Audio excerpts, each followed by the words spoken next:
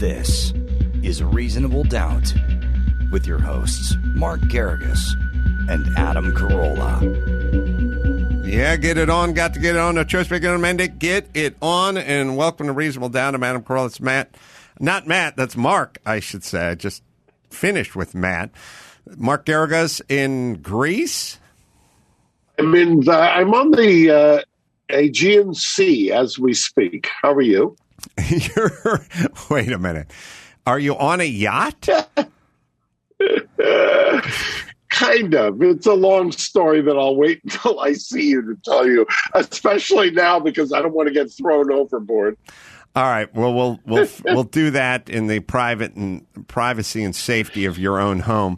All right. So lots cracking out there. There's boy, you're not kidding. This reminds me literally of the pre-Trump era, because when I used to do TV hits in the pre-Trump era, I used to say anytime you've got a pretty white woman missing, I was on speedy dial. I have done nothing since I've been over here than spots having to do with the current topic du jour. Her name escapes me. Gabby Petito. Gabby Petito. For me, I know that stuff. It's kind of funny. I was thinking about it today because we all know how the news works, and she's pretty and she's blonde and she's young and there's lots of pictures of her. And so the nation becomes enchanted and then appalled, and it captures the zeitgeist of a nation. And then I turn on the TV and Joy Reid was saying, hey, if she wasn't white and blonde, we wouldn't be interested. And I go, that's true. That's 100% true. But I would also say, Joy Reid, if Chauvin killed a white guy, we wouldn't be interested either. I mean, it's the same thing. It's funny coming from Joy Reid. You have plenty of white clients who were killed by cops. We don't know. Joy Reid doesn't know their name. That's the point. So it's kind of a two-way street. She's definitely correct. We do have narratives, and in the killed, then or abducted or whatever it is the beautiful blonde, and then when it comes to shot by a cop, it's the black teenager. So there's definitely themes in the news cycle. There's no doubt about it. So this one is on White. Yeah, it's Whitey's turn. Missing white woman is it's like a cable news staple like nothing I've ever seen. And now this one has an added feature. I'm in Greece and was with my daughter Tenny, who's a superb criminal defense lawyer and has all the attributes we want. And we were getting into an argument earlier today because all she wanted to talk about was how the parents are of the kid who is the presumed guilty here should be or will be prosecuted for obstruction of justice, which is a new twist that I hadn't even thought of, but is clearly something that's on other people's minds as well. Well, what did they do? What would define obstruction of justice? They aided and abetted him in getting away? Apparently, they first of all had the temerity to hire a lawyer who would not cooperate with the federal authorities. So apparently that's a sin not to be forgiven. Number two, that he wouldn't make a statement. Apparently, maybe his client wouldn't make a statement. Then this young man has gone missing as we tape this, unless Gary's found something or seen something. No, he's still out. Yeah. And then there's also allegations that the parents helped clean the van and wash the clothes, which would be destruction of evidence. That would be something. Yeah. Well, yeah, that wouldn't help. But, then again, how many times do Sonny or Jake bring home a car and you get mad at them that they haven't taken it to the car wash? So we got to go Mr. Wolf on them. It's a little, God. What's the name of that Tarantino movie? Pulp Fiction. Pulp Fiction. There you go.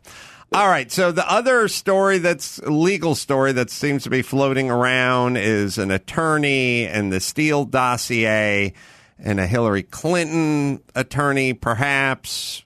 Durham kind of pulled him in. I'm not sure if you're up to speed on that one, Mark. I am. That was the when you say Hillary Clinton lawyer, he worked for the law firm Perkins Coie, Coie, which is a national, maybe international law firm, does quite a bit of work for the Democratic Party, and also has had a couple of very prominent lawyers besides the guy whose name starts with an S, Gary, who got indicted. Michael Sussman. Sussman. Correct. And he got indicted for one of my favorite charges in the federal criminal code, which is a 1001, which is making false statements to a investigator. And this is one of the lengthiest indictments you will ever see for a 1001. It's got to be, I forget, Gary, when I looked at it, upwards of 30-something pages. Yeah, I think I read 44. Yeah, I mean, which is usually on a 1001, which is making a false statement. What usually is a couple of paragraphs, 2 pages at most, that says what you said in response to a law enforcement officer, and that becomes the offense. This is a highly unusual, but Durham has got quite a theory on this one. Gary, how in the weeds are you on this? Because it's a fascinating theory as to why this was a false statement. I will say I've been focusing too much of my attention on the Petito case, so I'm not as in the weeds as you guys are. Okay, so the character of the false statement, or the kind of the surroundings or context of the false statement, are that he gave statements both to an investigator, apparently one-on-one, and also in front of Congress, and did not identify that he was working for the Hillary Clinton campaign. And one of the reasons why that might be important, clearly, is because they were investigating, as Adam says, the dossier or the origins of the Russian story. And this apparently went to the highest reaches of the Biden administration's Department of Justice, which is headed by Merrick Garland. He is a lawyer. He does or did work for, I don't know what his status is after the indictment, but for a very prominent Democratic law firm. And you know, when you say Democratic law firm, you don't want to taint a firm just because they represent one side or the other. But clearly, this firm has done quite a bit of work prior to 2016 and post 2016. In fact, I believe, Gary, if you were to Google, you would find that the gentleman, Mr. Elias, who did quite a number of turns on MSNBC and CNN as an election law expert in the 2020 aftermath of the election lawsuits. He was also at Perkins Coie, I think. Well, Sussman, by the way, had been on leave from Perkins Coie, but resigned after his indictment to focus on his legal defense. All right, here's a broader question, because there's 3 things with the FBI. What's going on with the FBI? First off, there's this Steele dossier, and if you watch CNN, you'll know nothing about it. But if you really dive into it, you'll realize that they should have sussed this thing out. You won't know a thing. You won't know a thing about it. But if you really take a look at it, it's insane that they used the Steele dossier to begin this process, to begin looking into Donald Trump. I mean, if you really get granular with it, the FBI either looks like either corrupt or buffoons when it comes to that stuff. Then there's the whole Olympic molestation doctor trial thing where, this guy, this serial rapist, essentially, who was the Olympic doctor for the women's gymnastics, was on the radar for quite a long period of time, and the FBI did nothing about it. Then you get into this Hunter Biden stuff where, the laptop comes out, they break the story, and everyone in the FBI signs a document saying fake news, Russian disinformation. How fucking is the FBI just incompetent, or are they just in the bag for the Democrats? Like, what is going on with the FBI? Like, they've been wrong about everything. They were way off. The whole Steele dossier, Russian collusion thing, they were just way off on that. And then the Hunter Biden thing, but then there's the Olympic thing as well. What's going on over there? Well, what's interesting too, I mean, one of the kind of tributaries of the and by the way, you should just know that the whole Hunter Biden laptop thing, just a year later, now news organizations are going, oh, it's legitimate. It wasn't Russian disinformation. It took them a year. The FBI couldn't figure that out when it came out, when they had the laptop and they're investigating the laptop. Well, one of the things that came out of this, and you and I have discussed ad nauseum, was the FISA application, which is the secret court. And one of the things that arose out of the investigation was that people had falsely stated things in these, what we in the criminal defense side of things for the last 40 years have been complaining about, 35 years have been complaining about, that they have these secret applications to get FISA warrants, and they get these FISA warrants, and it gives them unbridled discretion. And when you say, is this a recent thing, or are they in the bag for the Democrats? No. I mean, I don't know why the FBI, you could go through quite a bit of FBI history, whether it's the junk science and their labs, which have been excoriated after the fact in terms of the scientific evidence, whether it's the application of the FISA for the FISA warrants, where the chief judge within the last 2 years excoriated them and made findings about that, where Congress got involved as well. Law enforcement in this country has a long and storied history of being kind of revered and then at the same time exposed. And when we talk about it, Adam, as you know, we get vilified often, whether it's local law enforcement or LAPD or oftentimes or less often maybe the sheriff's department.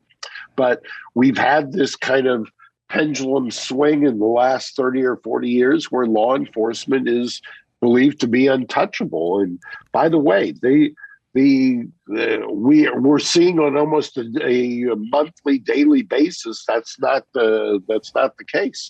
What do you think? Durham? So the word on the street is Durham has a lot more information that's going to come out that's going to possibly link Hillary Clinton to this and the Russian and the disinformation and the Steele dossier and all that kind of stuff. So I don't know what's coming down the pipeline, but it seems like there's going to be more. Well, it seems like it's going to be more, but I will tell you, if I were the independent counsel who was Durham, and I wanted to start off with something that was a strong kind of first punch, this wouldn't be it, because this is a highly, I think, defensible indictment. The fact that you have to go through so many pages and leap through so many hoops is not exactly where you're going to start off with, or you might want to start off with in a case that's so politically charged and is going to expose you, obviously, to a whole lot of scrutiny. Plus, anytime you indict a lawyer, you've got to deal with the practical effects of how is the legal community going to view this. I mean, a couple of years ago, there was Greg Craig, who was charged with a FARA, Foreign Agent Registration Act violation. He took it to trial and he was acquitted. And he had a spectacularly good lawyer. He took the stand. He testified. He was also what you might call somebody who was associated with being a Democrat lawyer. He was both a White House counsel, I believe, in the Obama and Clinton administrations. I knew of him as just a phenomenal lawyer from Williams and Connolly, but it's tough to go after the lawyer as the tip of the spear, especially now because in this administration with this particular Department of Justice, you're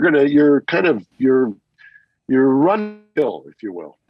I'm sorry, you broke up a second. You're running uphill, did you say? You're running uphill. You're not going to get, to some degree, people who criticize Merrick Garland, give him credit. He didn't kill this indictment. Maybe he should have. I don't know. I don't know the backstory. All I know is when you've got this many pages on a 1001, it's, to me as a criminal defense lawyer, it screams kind of you're tortured trying to come up with this. I don't know that they've got a whole lot more, because if they had a whole lot more, you'd think they'd go with somebody lower down the totem pole who was going to roll, or something that was a lot cleaner. All right, moving on. I don't know, again, about the FBI and the whole Larry Nassar, doctor, gynecologist, whatever, for the Olympic gymnastics team, but I know they brought him up in front of, or they brought the gymnasts up in front of Congress, a week and a half ago. What kind of exposure is there for them? Are people going to get sued? What are some of the one of the potentials? agents, I think one of the agents already got terminated, if I'm not mistaken. Gary can take a look. I think there was an FBI agent who was involved, who was already terminated. If they're terminating on that in that quick a fashion, and part of the reason is because of the immediate public focus, you can fully expect that there's going to be some kind of legal repercussions, and fairly quickly, I would imagine. Speaking of which. Yeah, Gary, sorry. That gentleman's name is W.J. Abbott. He was the special agent in charge of the Indianapolis field office in 2015 when that office received reports that Larry Nassar was assaulting multiple girls. Mm-hmm. And he didn't do anything about it. He replied, "Is that all?" Oh, boy. Oh, boy. Yeah, that's... I'm sorry, that was one of his agents who said that, not him. I don't want to misattribute. Oh, okay. All right. And speaking of which, in these kinds of accountability, there was another story today, circling back to the first story, the Gabby Petito story that we're doing, where I believe her family's lawyer sent a missive to the missing, now they call him a person of interest. He's clearly the suspect and in the crosshairs. That family's lawyer, alleging that the lawyer for the missing suspect, I'm going to call him a suspect, by the way, person of interest has got to be one of the most bullshit expressions I've ever heard. Person of interest means we're just trying to screw with you, and if you're stupid enough to buy into the fact that you don't know that we think you're already a suspect, then you deserve what you get. But I think there was a back and forth between the two families' lawyers about using her likeness. Gary, did you see this? Yeah, absolutely. The lawyer for Brian Laundrie was using pictures of her on his Yelp page to advertise his law firm. Oh boy! And now I guess to be fair, can you imagine? He took him down. Adam. Yeah, I was just going to say that. Mark uses that big busty Armenian porn star that we were talking about a few years ago. She's right on his front page. Yeah. Somebody the plug? What was Nina the plug? Yeah. Well, Nina the plug is. We're on YouTube now, so we can't be doing that. All right, but here's the question, Mark. Fleeing. That seems now. Famously, OJ fled, and it didn't seem to hurt his cause. But that was he was an outlier. You know what I mean? Like, how much does fleeing? How big a part is fleeing to your case? I didn't word that eloquently, but what I'm saying is somebody was killed, and there was only the two of you, and an owl because you're in nature. And Mark, you're probably skilled enough to say, look, she was in a fit of anger. She swung at me. I pushed her. She fell. She hit her head on a rock. I panicked. I left. You know what I mean? But once you flee.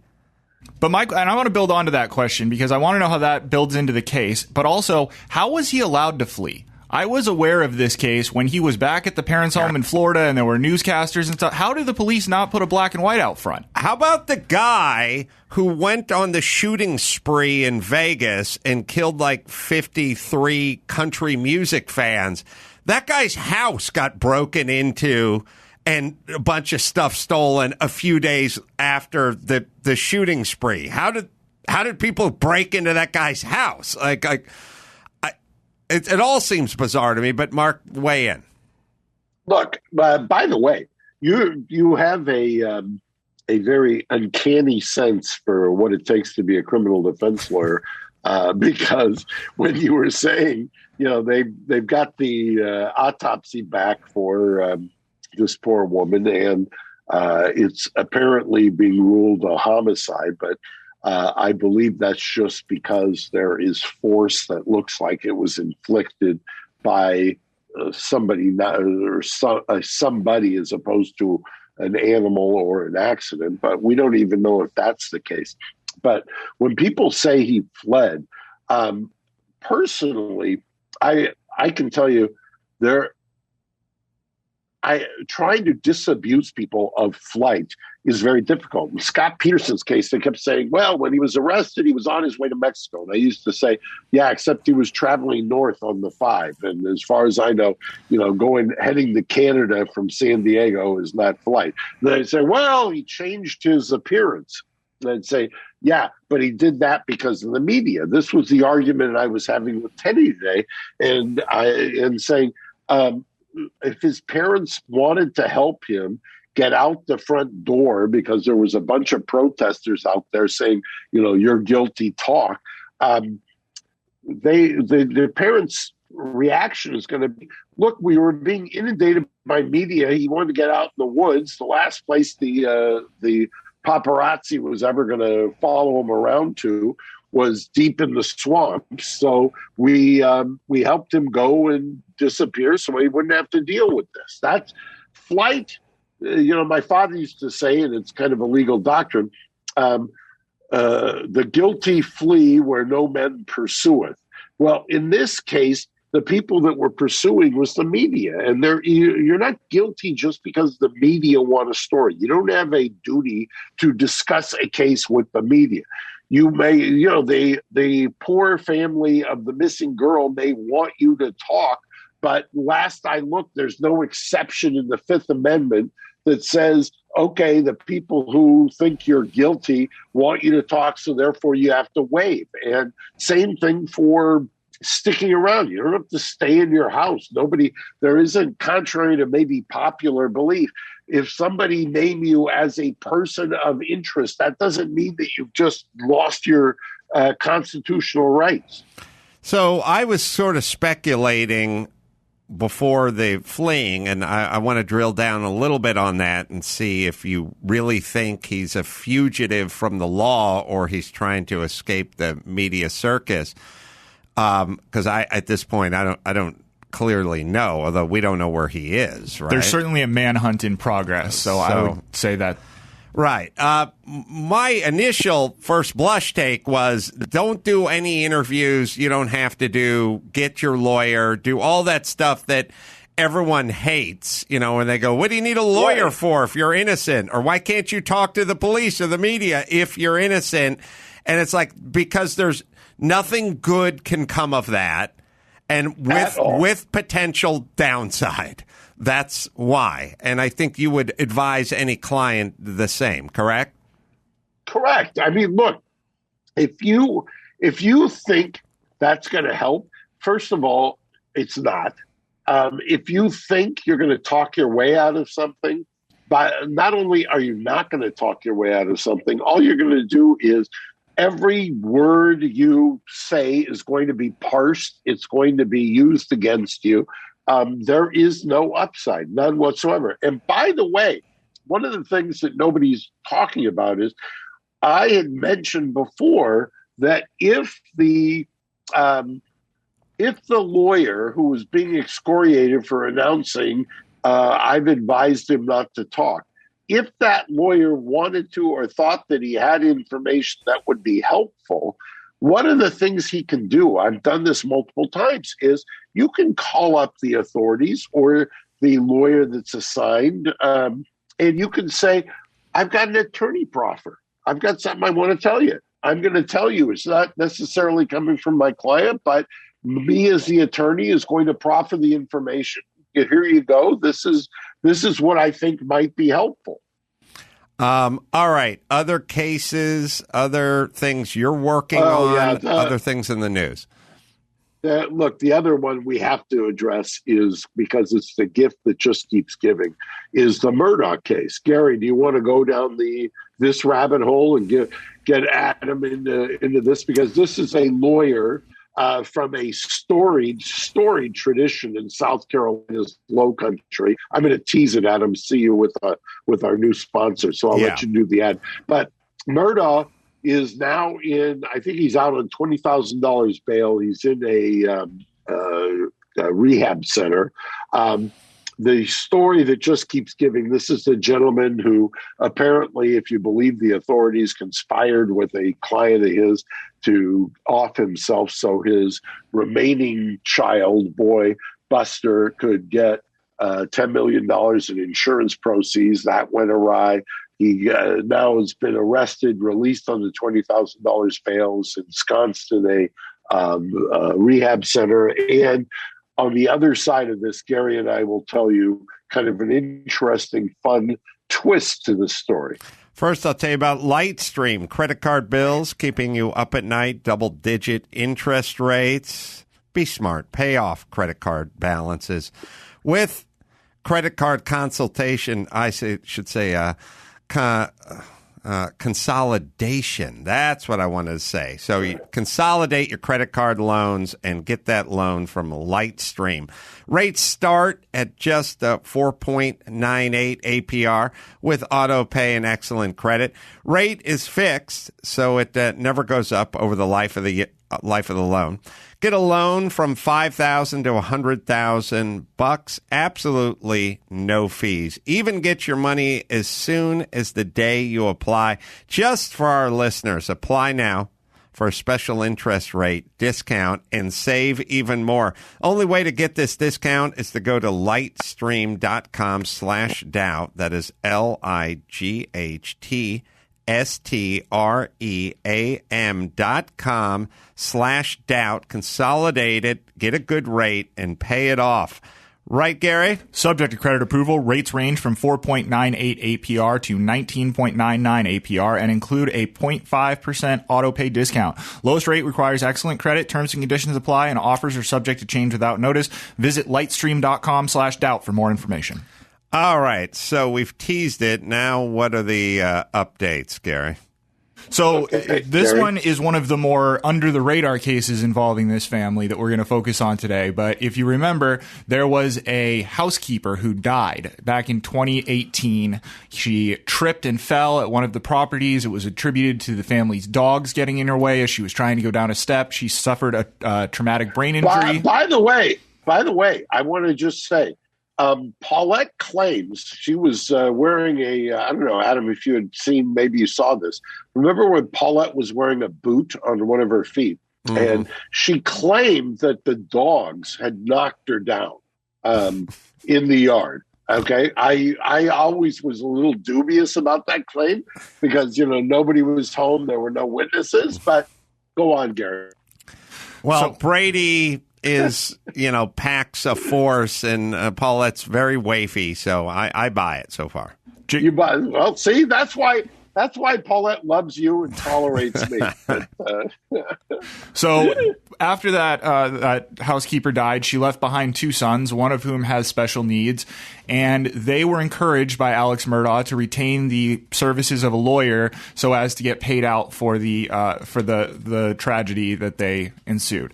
What they didn't know is that the person he was encouraging them to hire as their lawyer is his best friend and former college roommate, who he is deeply close with. And that gentleman represented them and told them that he was getting them a settlement of $500,000. Then, behind the scenes, there was a real settlement struck that was over $4.3 million, with 2.8 of that flagged to go to the kids. Mm-hmm. So, what was done behind the scenes? By the way, time out for 1 second. Go. That's a hell of a settlement. I love you, Paulette, but if Brady had knocked you over in the yard, and somehow I had a good buddy who represented your estate or the kids, my kids, and Jake is the special needs, and they had gotten $4.3 million. You're hard pressed to say that's not a good settlement in that case. Well, especially since you always sort of talk about earning potential, and this woman was the housekeeper. Right. Yeah, the housekeeper. And by the way, in Paulette's case, spending potential. What if the insurance company wanted to cross complain against me because all of a sudden she wasn't spending the way she was spending? There would be like some offset or something. Anyway, I'm going to get killed for that. Sorry, but go on, Gary. Well, Adam, to your point, that you talk about earning potential over the course of your remaining life, she wasn't a spring chicken. So it's surprising that, if she was going to maybe make a couple $100,000 over the next few years, that's healthy. So is the allegation that there was 4.3 or 4.8 in the pot, she got 500, and those two gave the rest of the kids? By the way, how am I personalizing this and you haven't gone to Phil and Olga? How is that? That's a very good point. I'm a little distraught that I'm taking this on the head for not getting into this. I don't think we could get 4.3 for Olga. So I don't think you could either, because this was all done basically behind the scenes using some of Murdaugh's crude power, it seems. Mm-hmm. These documents were never filed, which is apparently very improper. There was no case number attached to the documents, which is also improper. And even weirder, apparently Murdaugh was able to get the court to remove his name as the defendant. So the settlement is written up with no defendant, which is highly unusual. And what he directed his buddy lawyer, who was representing the kids, to do was to have a structured annuity set up with the money being paid out to a company. Mark, the name escapes me right now. Is it Force? Yeah. So he basically said that these payments were going to go to this LLC, Force something LLC. He goes to Bank of America, sets up a bank account in the name of Force, has the lawyer send every check to a P.O. box that he controls, and then he cashes it and takes the money. And these kids to this day have never gotten anything. They had no idea there was a $4.3 million settlement. They thought they had $500K coming, and that there was just some fuckery about, and that's why they hadn't been paid. How did the insurance company cut that check? The insurance company was given the document signed by the judge. They thought this was legit. Oh, wow. Yeah, so this guy... And, Gary, I sent Gary an article today that purports to have, and obviously everybody's presumed that in this age of Photoshop, but Gary, you saw it, right? It was the documents. And they put it up right side by side with another appropriately filed document that was signed by the same judge. So the signatures are very close, they match, so it all looks legit. So this guy's just sort of an onion. You just keep peeling him, and there's just more and more and more. It never ends with this guy. Right, and it seems that it expands further every time you zoom out, and you're looking at the case where the supposedly gay kid died, and the remaining son, Buster, is one of the names that comes up a lot in that investigation, that he may have been involved in that. There's also been people on the internet pointing out that Alex Murdaugh, who dealt in the kind of law that would have involved insurance policies, was incorrect in his assessment that if he had committed suicide, his son wouldn't get the payout. So, how does a lawyer who's been doing this for 40 years not know he can just shoot himself for the payout? So was he really trying to get somebody to shoot him and injure him? What was the deal here? Was he trying to get sympathy on social media as this thing got bigger and bigger? It's crazy.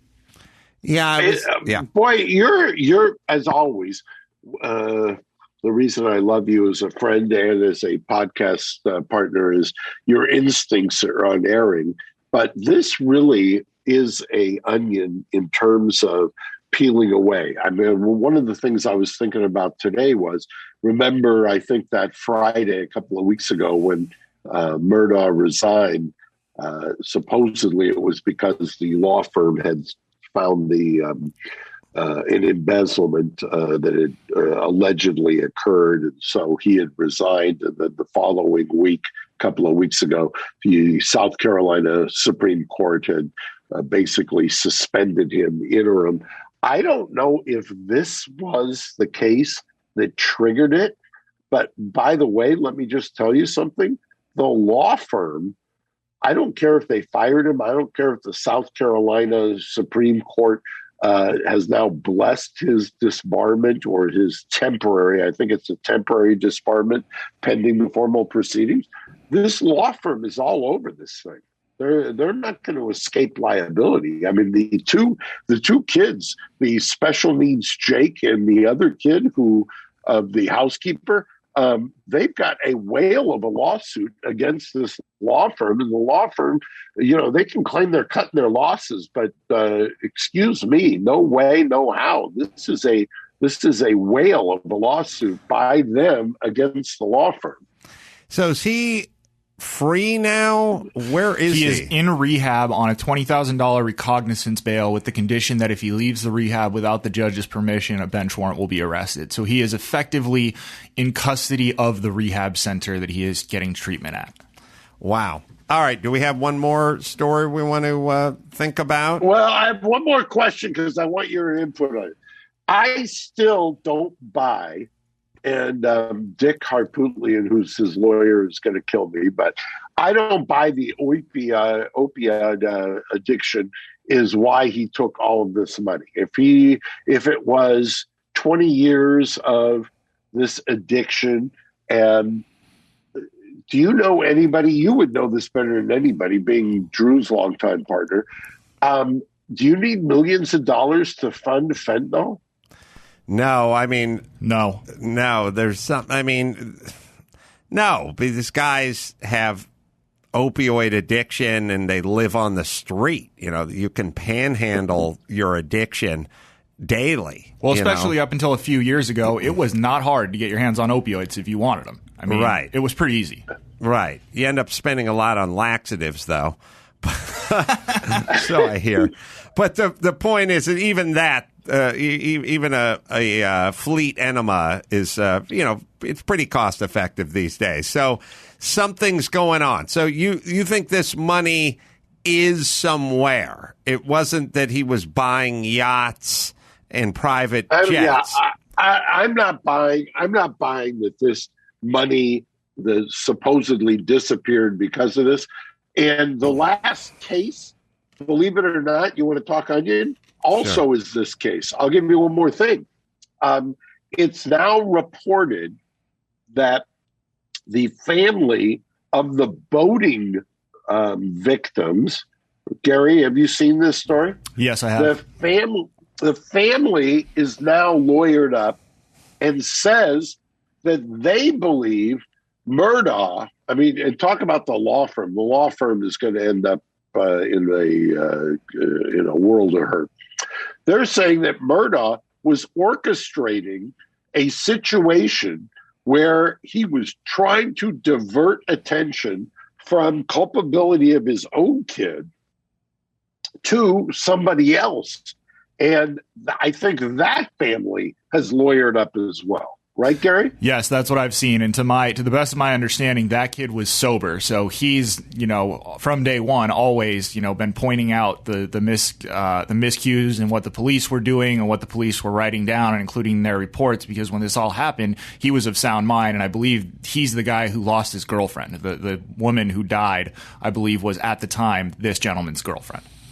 And Let me just tell you something as a predictor of all things tort related. Anybody and everybody who has even looked crosswise at this guy or has been prosecuted by this guy, remember, he was a part-time prosecutor. This is only the beginning of the end of Murdaugh or the end of the beginning of Murdaugh, because every single person is going to have a theory as to why this guy prosecuted them or came after them and how the law firm was involved. I mean, talk about the insurance company. The malpractice coverage is just going to basically at some point, they're just going to take their kind of limits of their liability and they're going to post it with the court and say, you deal with this, because there's no way there's enough insurance coverage to cover everything that's coming at this guy.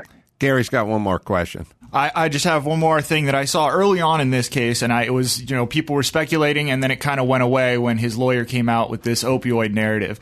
But early on, I saw a lot of people saying that maybe he was in severe gambling debt, and that was why the wife and son had gone, and he was left alive because they're still hoping to recover some of the money owed to them. Well, that makes sense.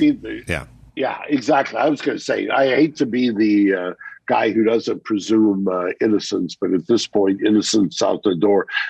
To me, the only working theory that makes any sense is there was something that was illicit that was going on that was being used with the money. It does not fit with opioid. I mean, it could fit with something like cocaine or something more pricey that was a drug addiction.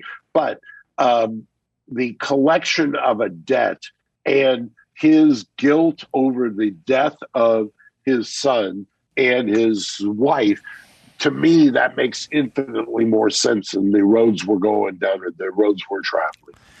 Yeah, I agree, because when you have when you embezzle that amount of money, it needs to manifest itself in a durable good, or it's, a boat, an airplane, or what have you, or it's somewhere. The part where it's like, well, he was into pills and hookers, that's not enough. Even the high-end hookers. But gambling, that is a... And by the way, this would have been low country. Right. So that 45, 50 with the tip. The point is just the tip. The point is that's not going to eat up all that cash. But gambling... That can snowball. And that is, ever expanding and and it's finite. There's always something infinite, to bet on. Infinite, I should say. All right, Mark, we'll let you get back to the Ouzo. I know you're enjoying your time there in Greece. So thank you for chiming in. Sorry for the scheduling delays today, but always good, and we'll see you when you're back stateside. You can go to AdamCarolla.com. Adam, I miss you. Bye, you, buddy.